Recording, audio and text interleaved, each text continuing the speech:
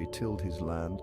The sun beat on his back and sweat soaked his brow. He didn't mind. Harry loved his land. Villagers called him Honest Harry. He never cheated, never lied. They trusted him. His word was his bond. Harry grew vegetables, juicy tomatoes, crunchy cucumbers, shiny eggplants. He sold them at the market, offering a fair price for good produce. The village depended on Harry for food, for honesty, for kindness. He was the heart of their small community. The sun blazed relentlessly. Days turned to weeks, and weeks crawled into a month. No rain, the land thirsted. Cracks snaked across the fields, crops withered.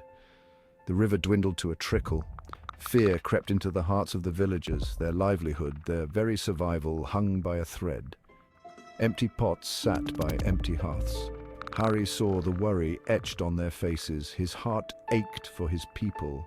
He too felt the pinch of the drought, but his spirit remained strong. Harry's harvest was meager. The drought had taken its toll. Yet he shared what little he had. He gave away vegetables to families with empty stomachs, to children with hollow eyes. He couldn't bear to see them suffer. "These are difficult times," he'd say, his voice gentle. "We must help each other." His generosity touched the villagers. Inspired by his selflessness, they shared their dwindling supplies too. Every bit counted. One day, a wealthy merchant arrived in the village. He rode a fine horse, and silk clothes shimmered on his back. Greed gleamed in his eyes. He had heard of the drought and saw an opportunity. The merchant approached Harry and offered, "Sell me your remaining produce. Name your price."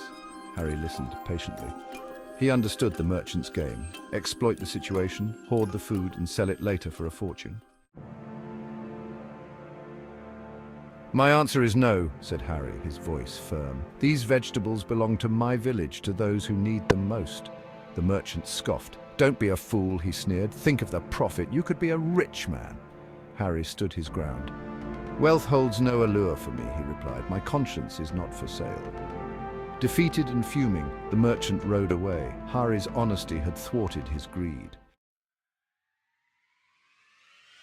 Word of Harry's act spread through the village. Respect for him deepened. He had chosen their well-being over his own gain. His integrity ignited a spark. The villagers, inspired by their humble farmer, came together as never before.